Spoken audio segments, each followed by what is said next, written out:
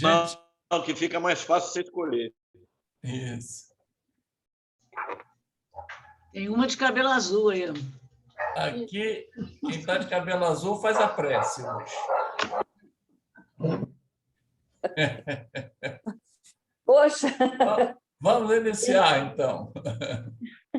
nem bem entrei, me pega assim de surpresa. Mas eu faço.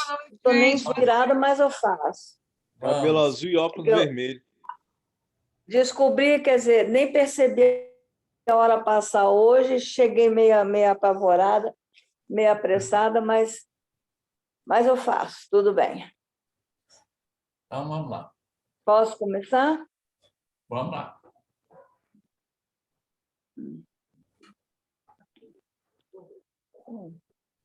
Mestre Jesus, agradecidos estamos pela oportunidade de nos reunirmos em Teu nome e, mais uma vez, auferir conhecimentos.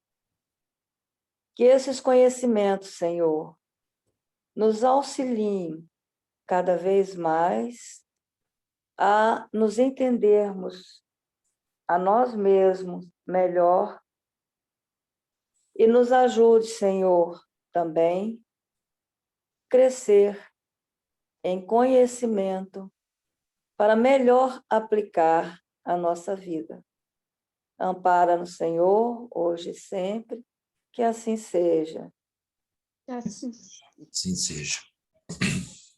Bom, então nós tínhamos combinado que o César ia fechar, né, o restante do estudo, né, César?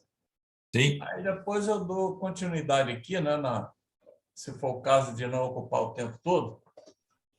Tá certo? Tá pronto aí? Sim.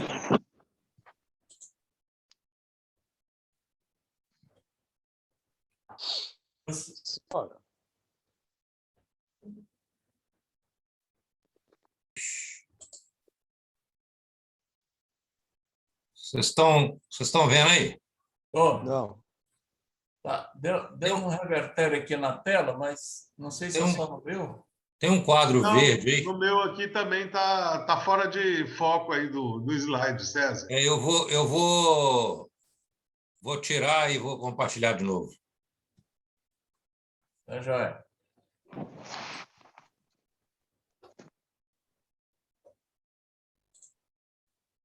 Agora sim. Deu certo aí? Para mim, viu, deu. Sim, agora sim. Tá bom demais. Só que... Deixa eu ver aqui.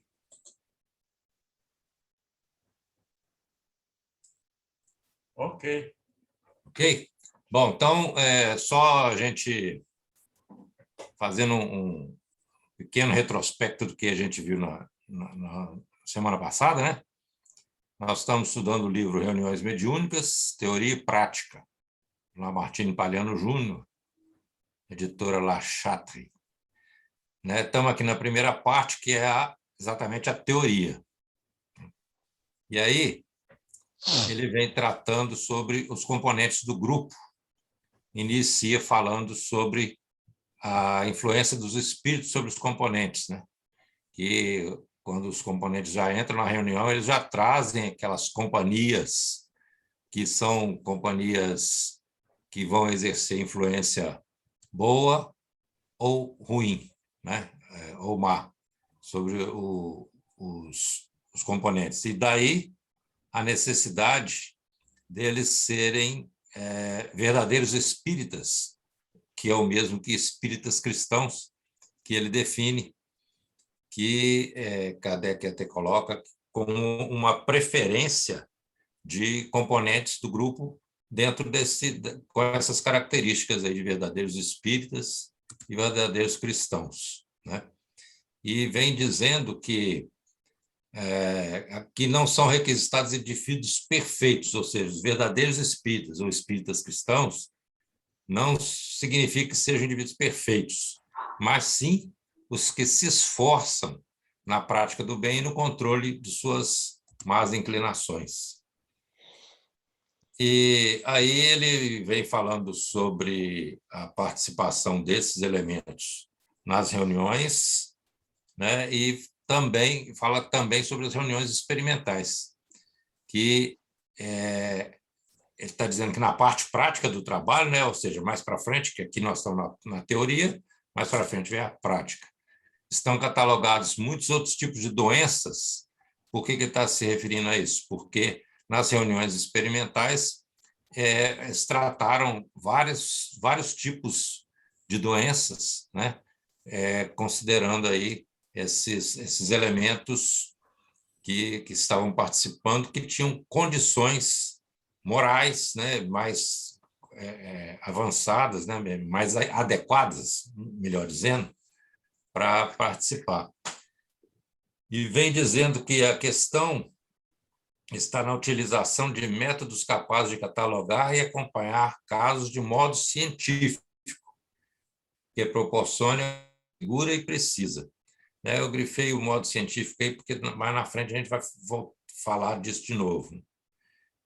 Então, o trabalho sobre a loucura só foi possível pela condição de verdadeiros espíritas do componente do grupo mediúnico. Não, como eu disse antes, não pessoas perfeitas, mas pessoas que estavam sempre no esforço e vigilância, na oração e no empenho de combater as más inclinações.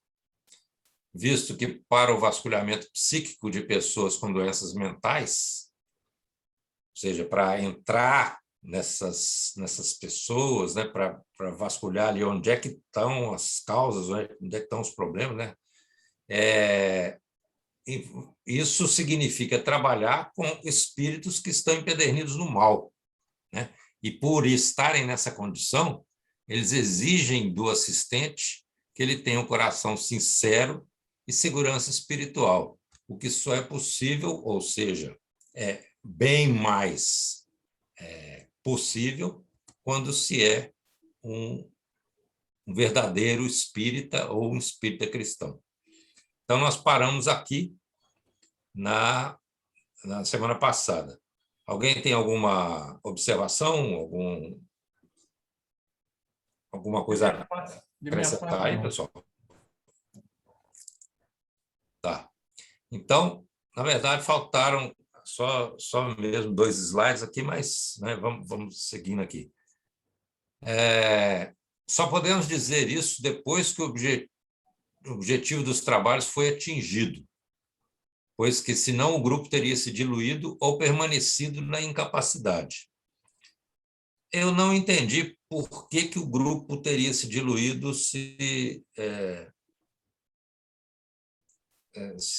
dissesse isso antes, né? Eu não entendi muito bem o que ele quis dizer com isso. Eu acho que a minha interpretação aqui é o seguinte: depois que passou esse tempo, é que ele chegou à conclusão. Tá? Então, ele só pôde dizer, tocar nesse assunto, falar que os objetivos foram alcançados depois, que aí ele começou a perceber que os componentes do grupo estavam em condições de dar conta do trabalho que foi passado para eles, porque eles se comportaram, estavam em condições de atender aquela palestra, né? Não é que ele se silenciou a respeito disso, né? Ele só chegou à conclusão depois. Não sei se vocês entenderam dessa forma, né? Eu não entendo por que ele disse que o grupo teria permanecido na incapacidade ou teria se diluído. Eu não entendi o que tem uma coisa a ver com a outra. Se não fosse a perseverança e o esforço dos componentes para poder lidar com aquele tipo de espírito que eles estavam lidando, esse grupo certamente entraria em confusão, teria diversos problemas, porque os médicos que estavam ali trabalhando iam propiciar a infiltração desses espíritos no grupo. Entendi. E incapacitando um ou outro médium, ou até todos, né? E causando atritos até o grupo se diluir. E isso não é fácil não é difícil da gente verificar, não, porque muitas casas espíritas, até a nossa mesmo, né, passou por um período onde esses espíritos conseguiram penetrar no ambiente e depois Papai do Céu teve piedade da gente, né? Nós conseguimos continuar, né?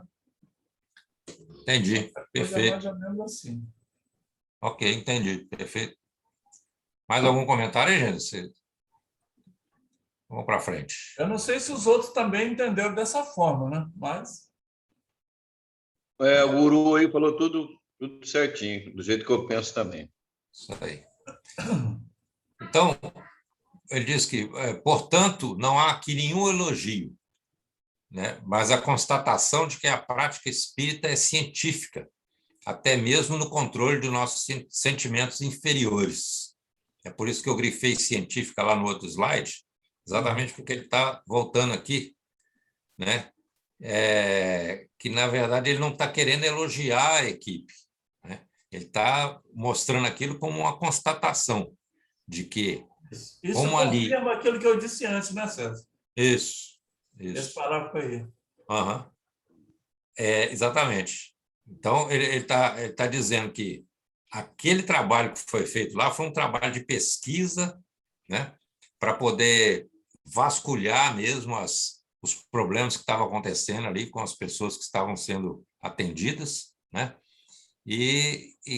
Então, essa prática é científica verdadeiramente, né? Até no controle dos sentimentos inferiores, né? Que são aqueles sentimentos que estavam aparecendo por ali, né? É porque foi constatado cientificamente, através do tempo, né?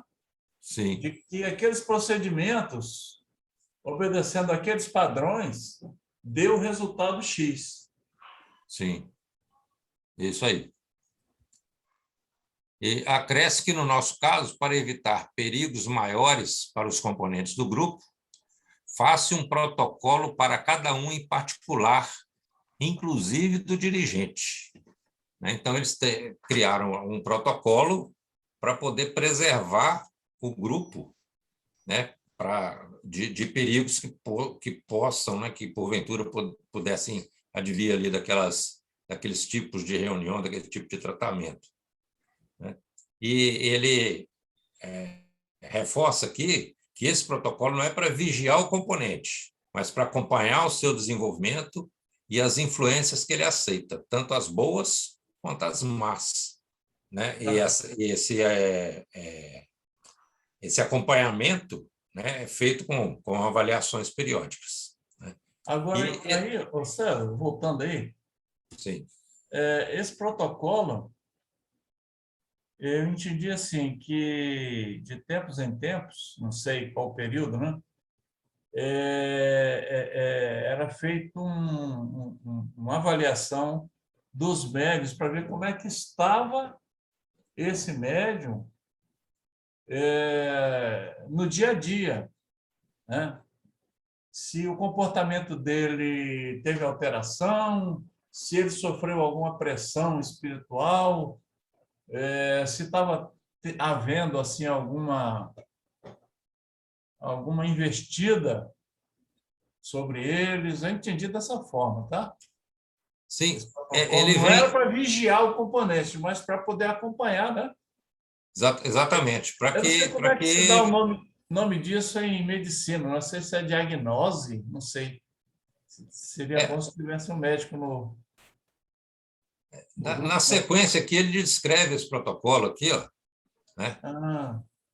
Permanecem aqueles que conseguem manter-se dentro de um quadro psicológico aceitável. Que bom. Tá? Enquanto que aqueles que manifestam algum sintoma de perigo psicológico, como ideias fixas, repetição dos pensamentos dos obsessores, comportamentos esquizoides ou incompatíveis com a boa moral, inveja, mania de grandeza, etc., são afastados da tarefa principal até que voltem às bases psicológicas do equilíbrio mental.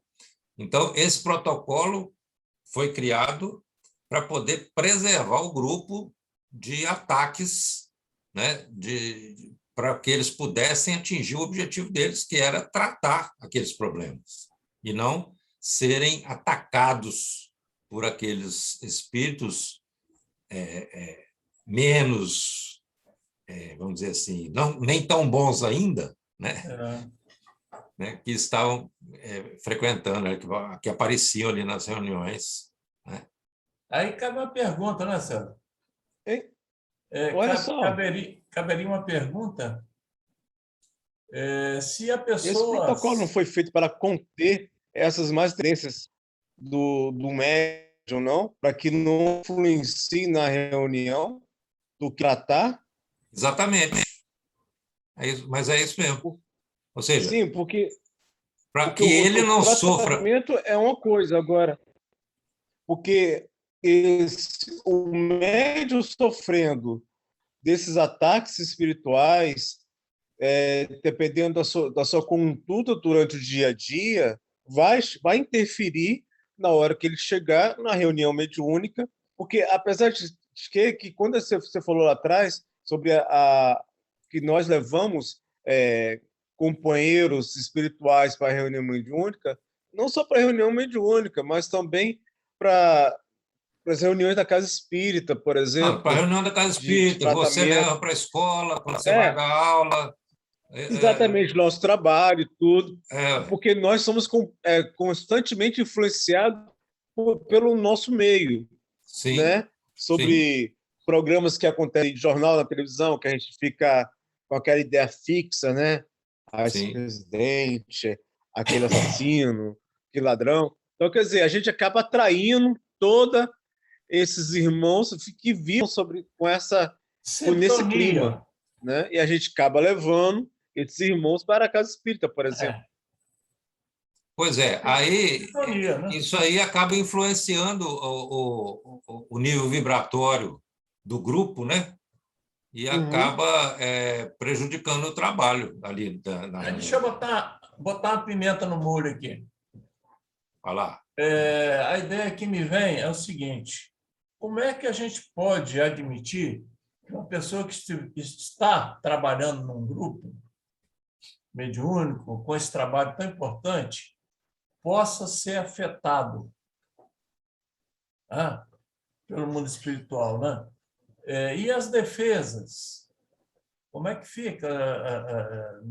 Os médiuns também não têm as defesas do mundo espiritual para ajudá-lo? Eu gostaria de bater uma bola sobre isso aí. Como é que vocês podem encarar? Mas eu acho que aqui, no caso, não houve nenhum problema, mas ele levantou a hipótese de que poderá haver o problema. Sim, por isso foi criado esse protocolo, né? Sim. Agora, essa defesa, ao meu ver, né, eu estou engatinhando no espiritismo, mas essa defesa, ao meu ver, ela está dentro da gente mesmo, né? É o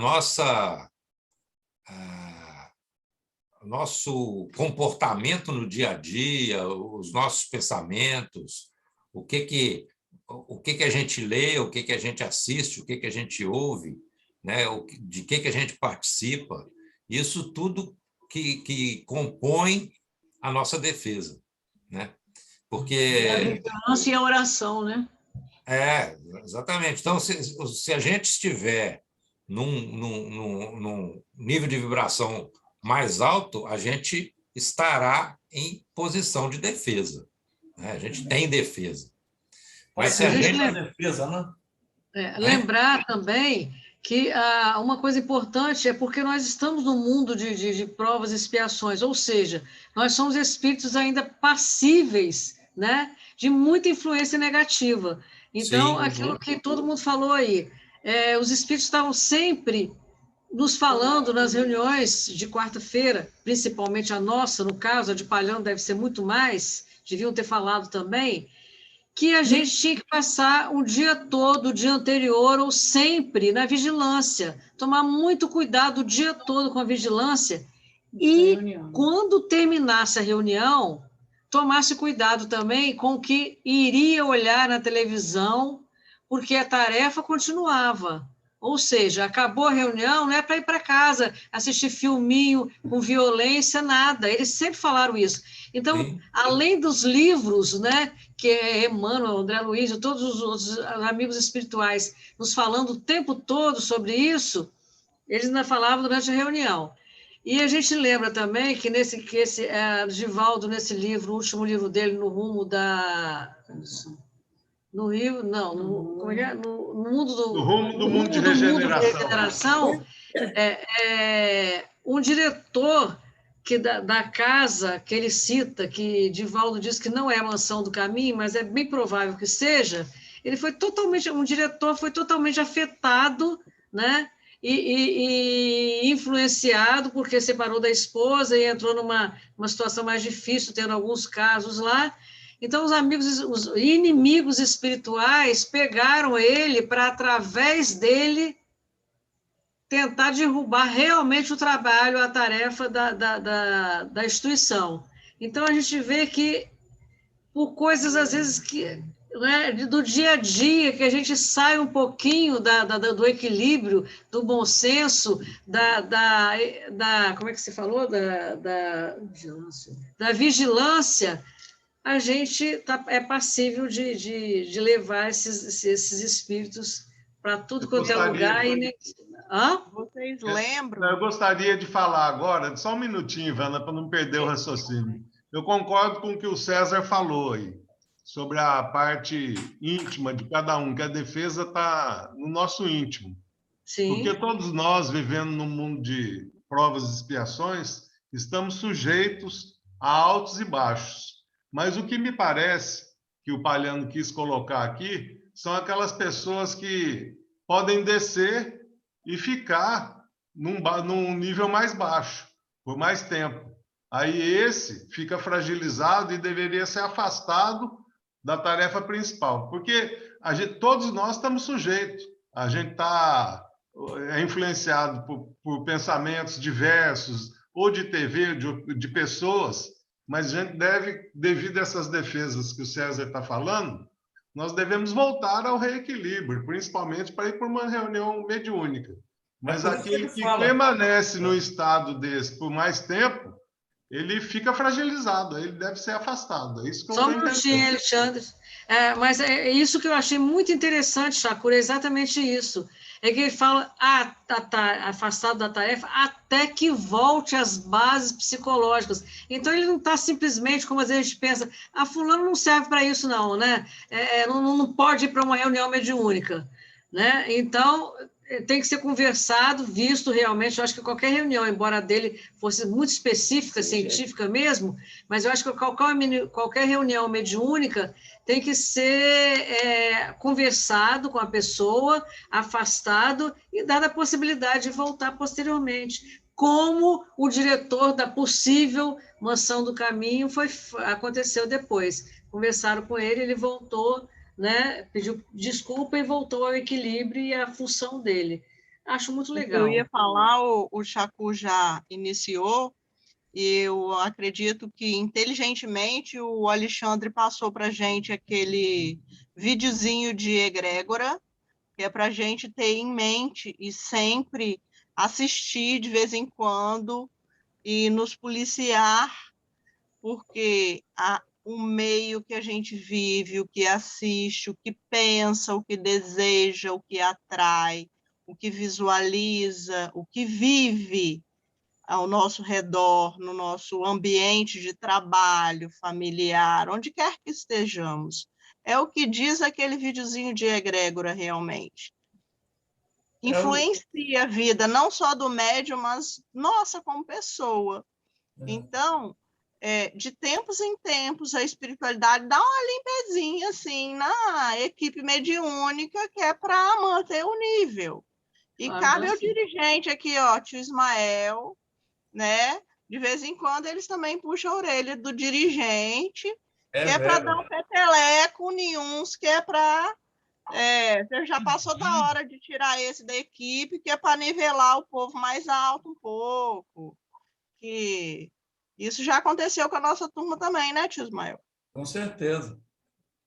Então, eu Assim, acho que esse videozinho eu fiquei tem que dar uma assistidinha. contemporizando, esperando, né, a pessoa melhorar e não estava melhorando, né? Aí ele me deu aquela balançada, chacoalhada, né? Na laranja, né? O Alexandre está com a mão levantada aí, Alexandre? Tô com a mão levantada aqui, estou aguardando. Eu estou gostando muito da participação de todo mundo. Eu queria voltar, Ismael, num ponto que você levantou, que foi quando começou todo esse diálogo atual, que foi você falar do que a gente pensa com relação a justamente a essa vulnerabilidade, de repente, que o médium se encontra, e como que a espiritualidade atua, que dá a sensação de que não está protegendo determinado médium, e a gente pode levar isso, não está protegendo até mesmo o grupo. E quando você falou isso, que me veio à cabeça, a gente poder raciocinar de como que esse tipo de situação acontece, como que isso é permitido, entre aspas, vamos imaginar o nosso corpo biológico. Como é que o nosso corpo biológico vai pegar resistência a uma doença? A partir do momento que ele é exposto a esse vírus ou essa bactéria, aí sim, com essa exposição, o nosso corpo vai desenvolver os anticorpos, vai se fortalecer.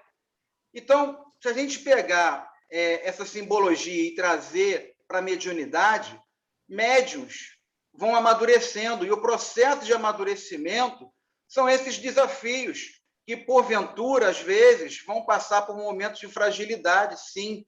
Então, esse médium, que ele, para poder ganhar essa musculatura mediúnica, para ele poder ganhar esse conhecimento, essa maturidade, ele vai passar por desafios que, para um outro médium, já não vai ser tão desafiante, que já amadureceu naquele ponto, até por uma questão de vidas passadas, ele já pode ter vindo já com, digamos assim, com um caminho diferenciado para esse assunto, mas possivelmente não tem como fugir. O médium vai ser testado e experimentado justamente nas suas falhas, não nas suas virtudes.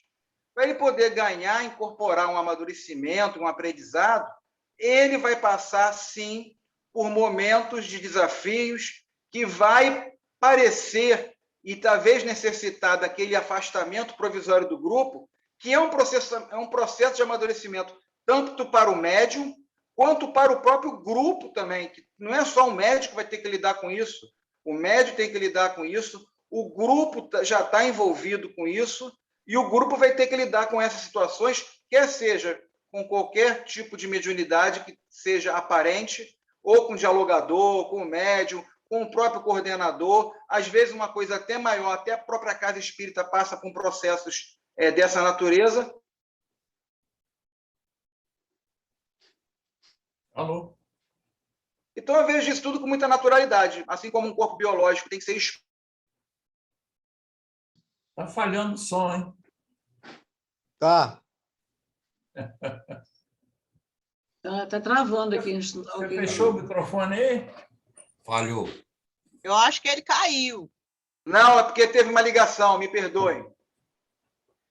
Voltei. É que teve uma interferência de uma ligação aqui no telefone. Bem, para finalizar, eu acho que é um processo muito natural, que todo mundo tem que ter amadurecimento para poder conviver com isso. Bom, Sabe que existe. Eu entendi sobre o que o Mariano estava fazendo. Ele fez um protocolo para a reunião dele. Só que a gente tem que lembrar que existe também um protocolo do mundo espiritual, né? Justamente o que você está falando, Alexandre. Realmente, o mundo espiritual ele nos dá corda para a gente perceber se o médium ou se o componente do grupo está indo de acordo com o que está sendo planejado ou não. Ou então, quer dizer, se o dirigente da reunião não se ater, o mundo espiritual já está atento há muito tempo, né? E vai fazer com que esse médium ou esse dialogador não participe, dando a ele outras tarefas que o impeçam de ir até a casa espírita, de frequentar a reunião mediúnica, né? Eu lembro que, por exemplo, sobre essa maturidade que estava falando, Eu lembro da reunião de domingo sobre aquele espírito que queria ditar o andamento da reunião, né? Tio Ismael chegou, sentou, conversou com ele e ele ficou nervoso, acabou esse espírito se afastando. Mas a médium ou o médium que atendeu, ela ficou assim, ela estava a favor do espírito, ela não parou para estudar ou para entender a atitude de Ismael no momento, naquele momento, né? Ou seja, a maturidade ela passa muito por estudo, entender o que Kardec falou, ler Kardec mais de uma vez, estudar Kardec, frequentar constantemente a reunião de estudo da Casa Espírita em cima do tema mediunidade. E eu acho que isso é muito importante. Até porque, Tomás, a proposta que o Espírito estava trazendo era um negócio assim inconcebível, né? De repente, se ele trouxesse uma orientação que passasse pelo crivo da razão, até que podia ser aceito, mas as colocações eram bem estranhas, né? Uhum. Aí, quem está com o juízo são no lugar não pode aceitar uma coisa dessa, né? Aí é isso que eu ia dizer, aí cabe também o dirigente ficar atento, porque nesse caso que vocês estão citando, que eu não estava lá, mas a médium, no medianeiro, não aceitando a observação do dirigente, entra aí também as nossas imperfeições, a vaidade, né?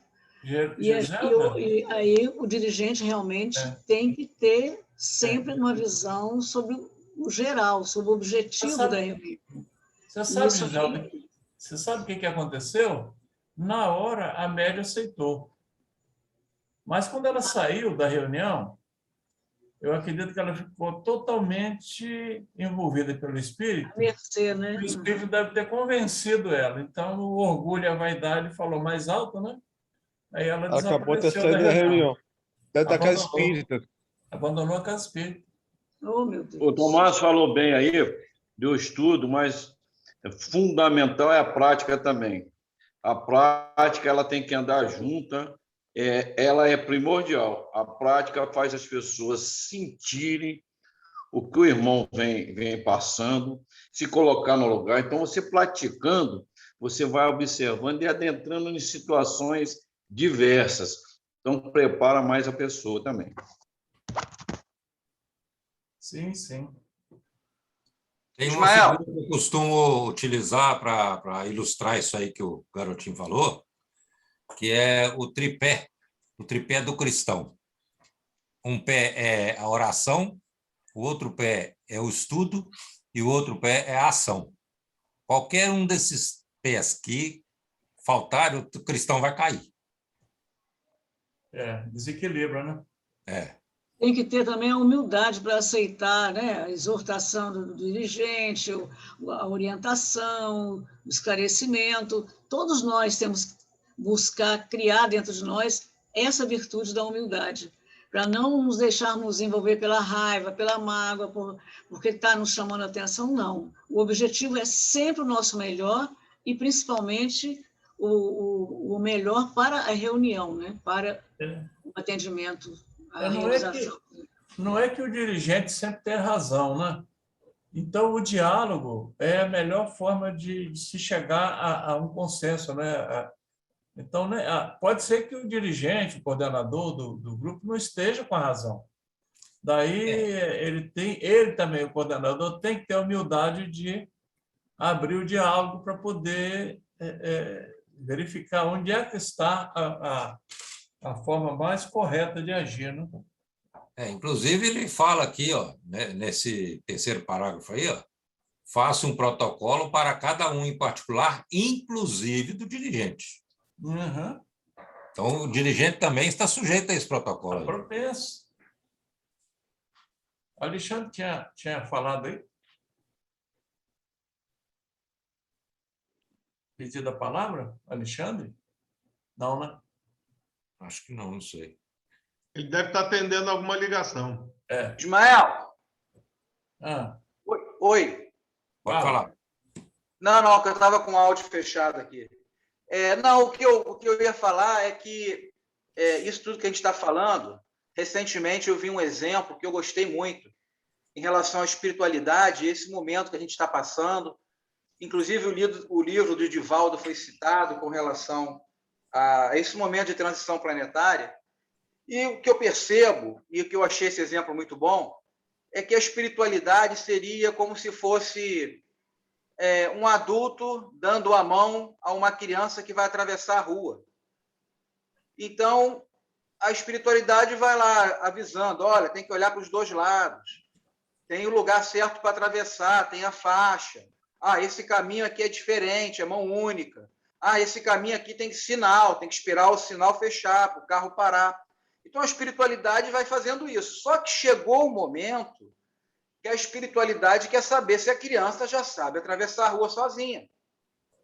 Então, o que nós estamos vivenciando hoje é justamente esse momento em que a criança vai ter que atravessar a rua sozinha e a espiritualidade vai ficar já olhando ali de uma maneira diferente. É lógico que quando a gente fala desse exemplo a nível de espiritual, ou quem está dirigindo o carro está preparado para a criança atravessar a rua ali naquele momento, é todo um experimento que está ali. Mas para a criança vai achar que está sozinha, que vai ter que tomar a decisão correta de que hora que vai atravessar a faixa, que vai ter que olhar para os dois lados. E esse momento é que a gente começa a perceber. Algumas crianças vão se encorajar e vão atravessar a rua sozinha. Outras crianças vão congelar, vão parar, não vão conseguir. Então, eu acho que a gente está vivendo muito esse momento daí. Em todas as nossas reuniões, é um momento que a gente está vivendo, e é um momento muito rico, porque a gente está fazendo justamente esse, digamos assim, esse preparo aí para a gente poder começar a andar de uma maneira mais autônoma. Por aí. Podemos seguir? Podemos, né? Aí ele diz, quanto a isso, o que foi observado? Justamente os que extrapolaram a seriedade do conjunto, esquecendo-se da humildade necessária ao serviço em equipe, não permaneceram no grupo.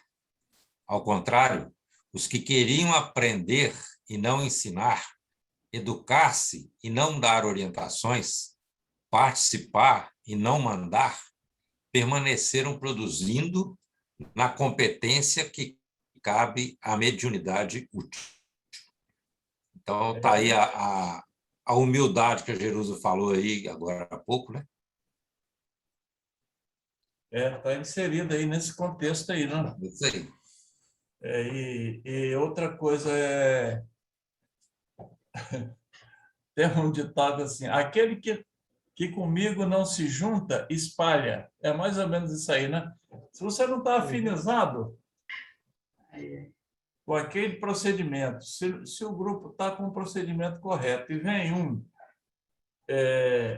com ideias diferentes daquele contexto, ele não vai se sentir bem. Uhum. Passado um determinado tempo, ele vai tentar mudar a direção do que está sendo feito e, se não conseguir, o que vai acontecer é a pessoa dispersar, né? Sair daquele conjunto, porque a pessoa fica insatisfeita com o que está acontecendo, né? Então, durante esses anos todos que a gente tem estado assim nas diversas reuniões, não só mediúnica, mas reuniões diversas da Casa Espírita, nós temos observado isso. Às vezes chegam algumas pessoas que vêm com umas ideias assim totalmente diferenciadas, né? E sem um fundamento, né? Para poder fazer prevalecer aquilo como uma verdade, um avanço, né? Com o tempo ela sai. Não sei se... eu acho que a Jerusa e a Giselda devem lembrar. O Chacu não estava na Casa Espírita na época. Eu acho que o restante do grupo não. Tinha um médium, esqueci o nome dele. Ele entrou para o grupo e depois ele ele tentava fazer psicografia e pediu para sair daquele ambiente ali e ia para uma mesa separada no salão. Você lembra disso, Giselda e Jerusa? Esqueci do nome dele. Eu acho que é César o nome dele, era César. Nossa, e até na reunião de segunda-feira também, ele requisitou do Júlio a possibilidade eu estou falando com o Jerusa aqui que eu me lembro, sim. Lembramos. Ele morava aqui pertinho de casa. Ele morava por aí.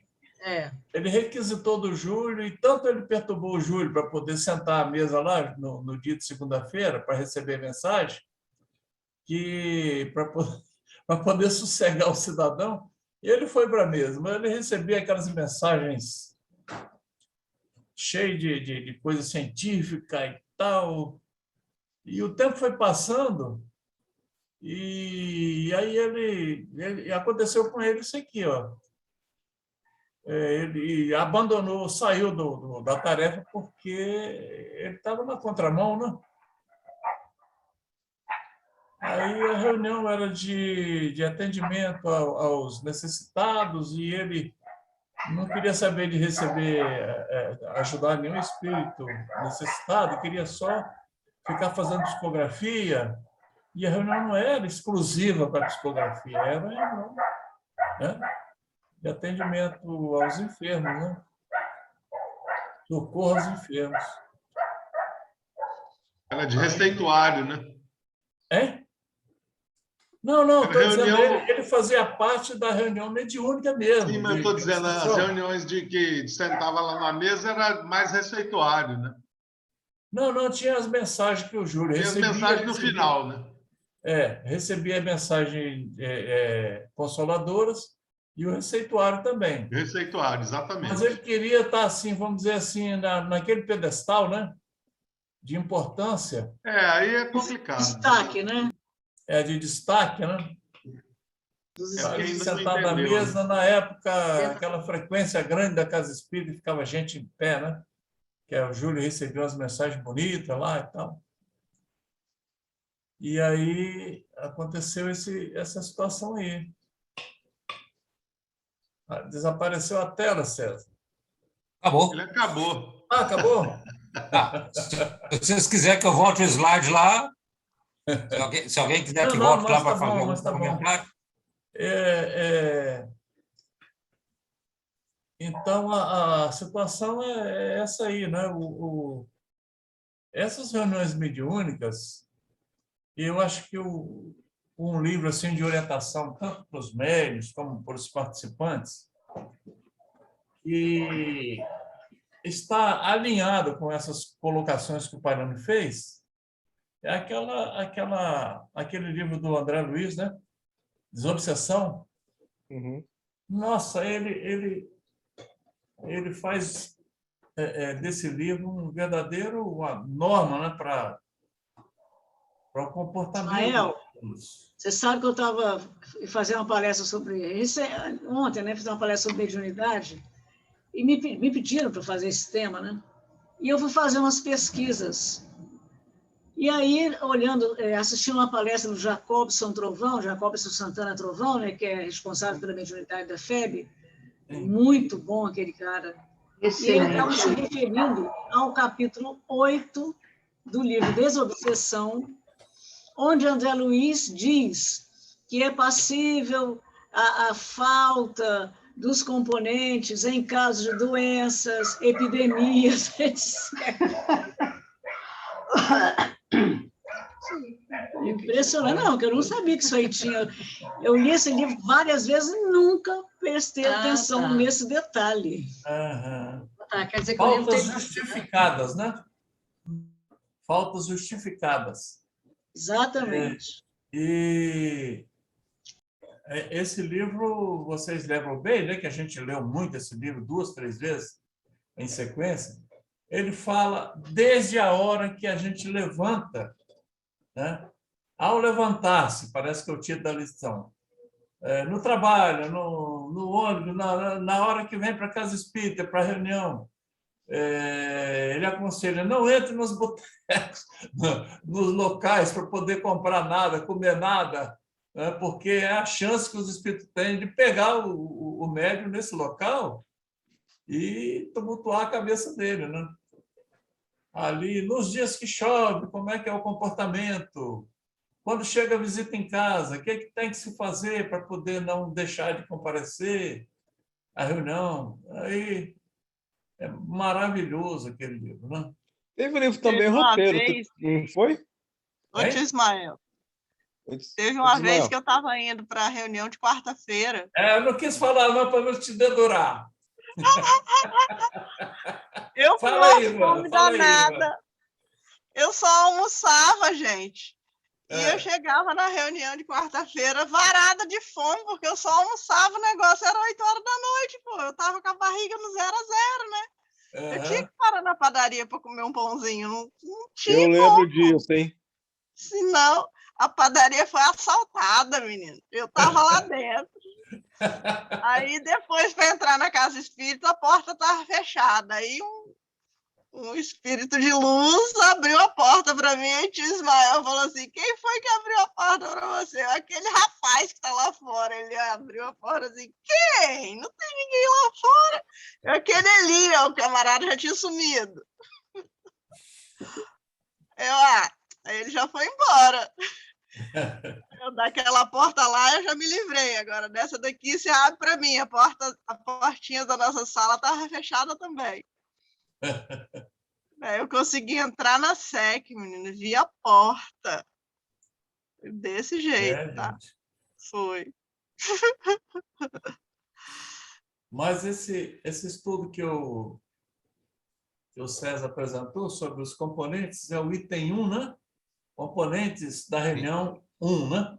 Sim. Aí a próxima será uma sequência desse aí, o 2. Aí eu vou pensar aqui, talvez eu mesmo faça e depois eu peço uma outra pessoa para... Componentes do grupo 2, né?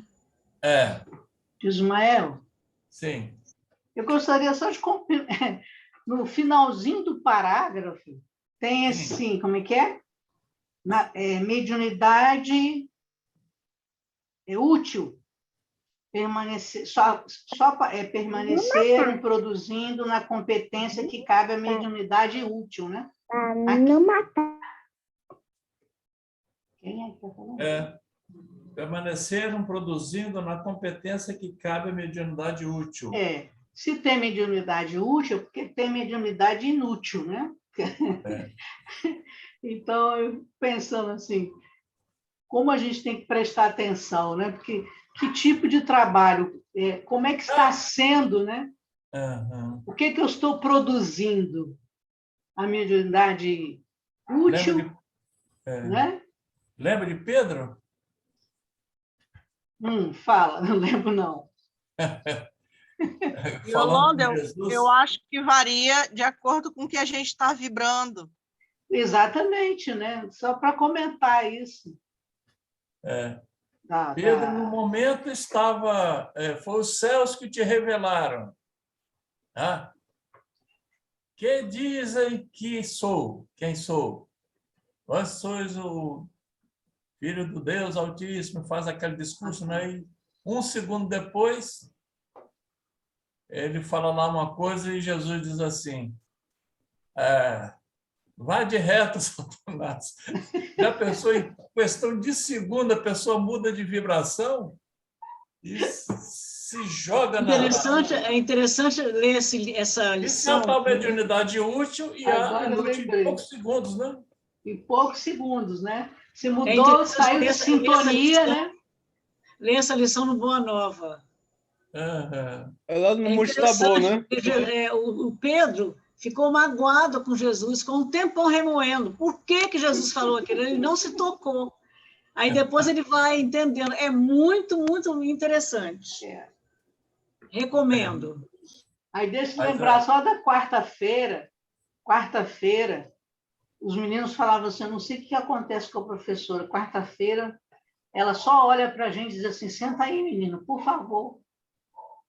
porque eu não, já sabendo dessa possibilidade de sair dali, como eu já experimentei sair da escola meio zureta, eu não me envolvia com quizumba de menino na minha sala de aula. E olha, era o dia que aqueles meninos, aqueles que eram problemáticos, que mais eles parecia que eles chegavam assim, hoje eu vou aprontar. E eu ficava...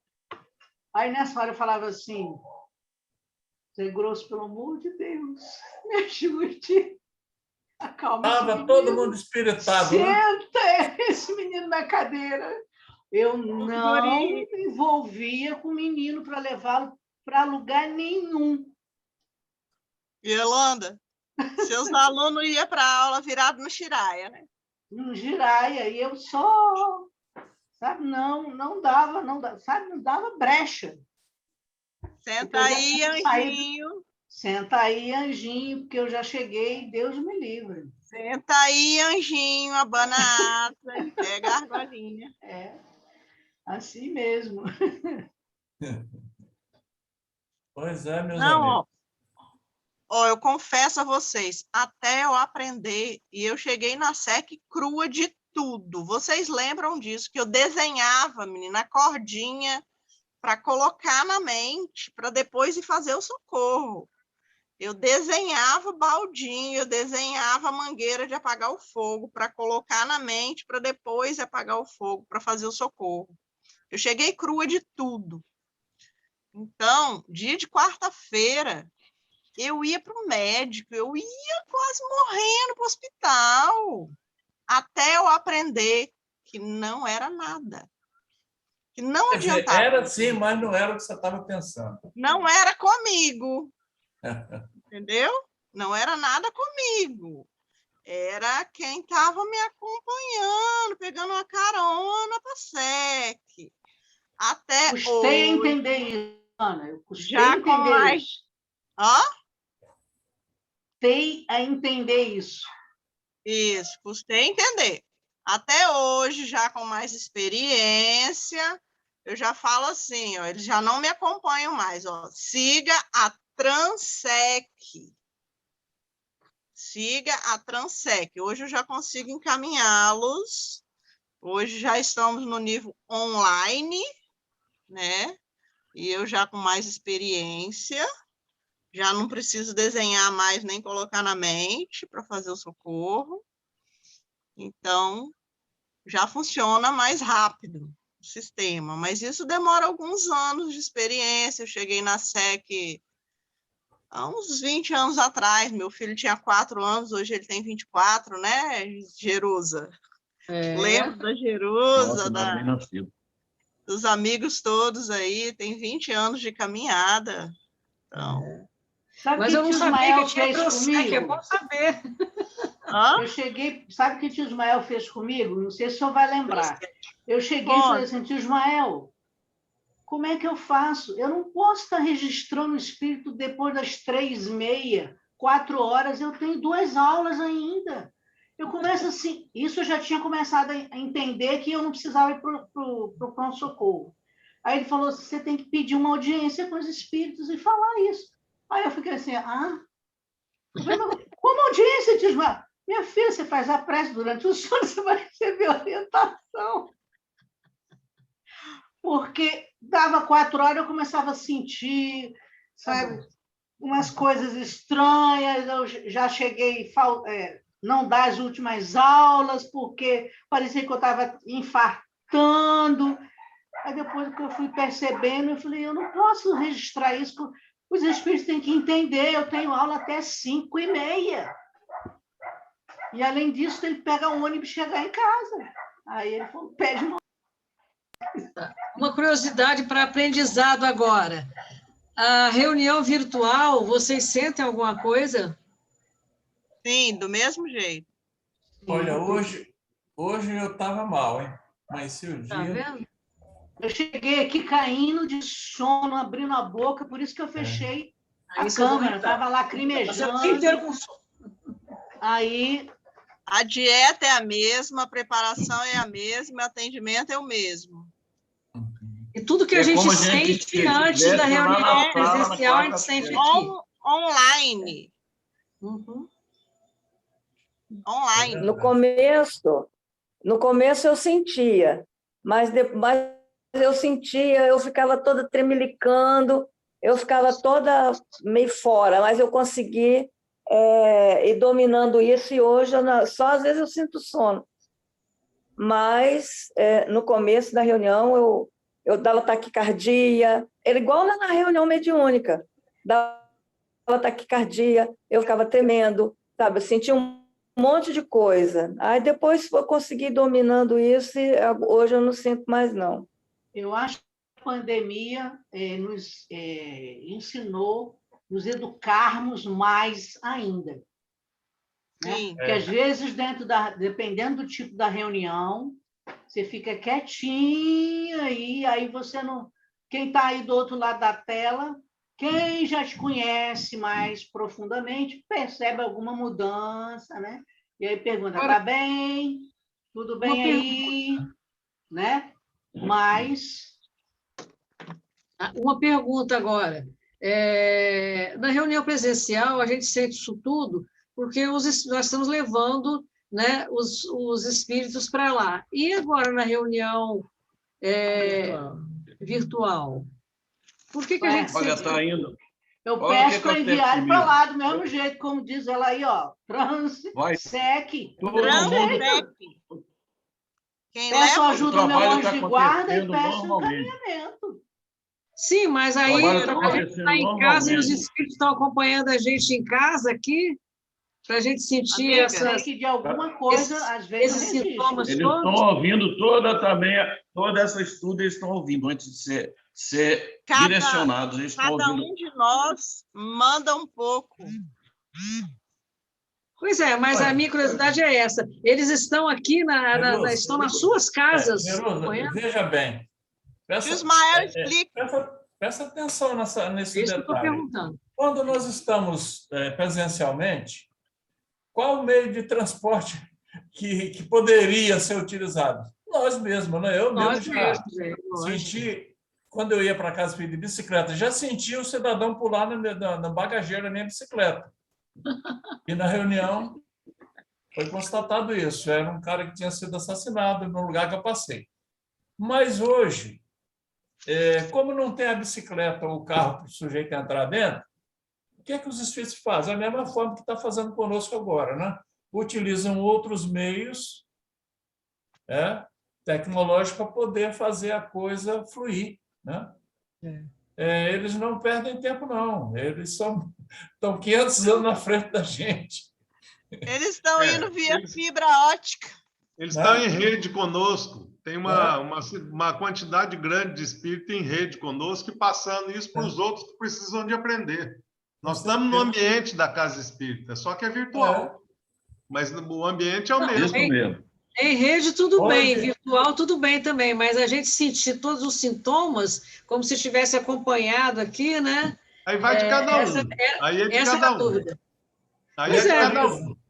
Essa era a curiosidade, porque sentir se eles estão virtualmente, a gente está realmente durante o sono. Eles não estão virtualmente, não, eles estão real. Eles estão real, nós estamos virtualmente, mas eles estão em rede com a gente. Realmente aos nossos lados aqui, entendeu? Eles não deixam de estar do nosso lado. Eles estão em tempo real. Jerusa. É como se a gente estivesse lá na SEC, no mesmo local, a gente está com o corpo espiritual lá, fisicamente nas nossas casas, mas virtualmente lá no mesmo lugar que a gente sempre esteve reunido nas quarta-feiras. Imaginou isso? Sim, com pensamento. E eles nos envolvem em todas as nossas casas também. Lembra daquele filminho Procurando Nemo? Que tem a transatlântica, aquela... Não assisti. Aí a Transec é assim, ó. Segue a transatlântica e vai para a SEC, assim, ó. Segue aquela corrente marinha, entendeu? Corrente Só marinha. que vai para a SEC. É só seguir aquela corrente marinha ali que vai para a SEC. Então, os nossos pensamentos, manda o espírito para aquela corrente ali que ele vai parar direto para a SEC, entendeu? Lembra dessa frase? Ele é atraído para lá. Captei vossas mensagens todas. Captou, A amigo? Casa Nossa está sendo a extensão da Casa Espírita SEC. Lembra dessa máxima? Onde estiver o seu tesouro, aí estará o seu coração. O nosso tesouro, nesse momento, é a reunião da SEC, né? É a reunião da SEC. Estamos nela. A SEC Isso, é a nossa casa. Extensão dela. Gente, a nossa casa e a nossa equipe de trabalho é essa aí, né? Exatamente, meu amor. Bom, eu quero agradecer ao César aí o empenho, né, na apresentação do trabalho. Eu acho que você nunca vai me dar outro trabalho para apresentar, né? Por quê? Estou pensando em... Vai ter mais vai gastar dois dias? Não, senhor. Nós não temos o primeiro de muito. pressa. Não temos pressa. Nós queremos discutir o assunto, né? Isso mesmo. Mas está ótimo. Mas para poder fechar com chave de ouro, para você dizer que você foi despedido sem justa causa, vou te dar uma justa causa. Você fazer a prece para a gente, fechar com chave de ouro. Com certeza. Faço a prece, sim. Jesus amado, agradecemos ao Senhor pela luz que o Senhor nos deu para conduzirmos com essa equipe maravilhosa esse trabalho de hoje, esta noite. Agradecemos pela quantidade imensa de ensinamentos que fluíram nessa noite e que atingiram com certeza os nossos corações e as nossas mentes que estiveram abertos para recebê-los. Pedimos ao Senhor que nos ajude com estendendo sobre nós o seu manto, para que nós possamos praticar, refletir sobre todos esses ensinamentos nas vidas do dia a dia. E assim seja. E assim seja. Amigos, muito obrigado pela presença.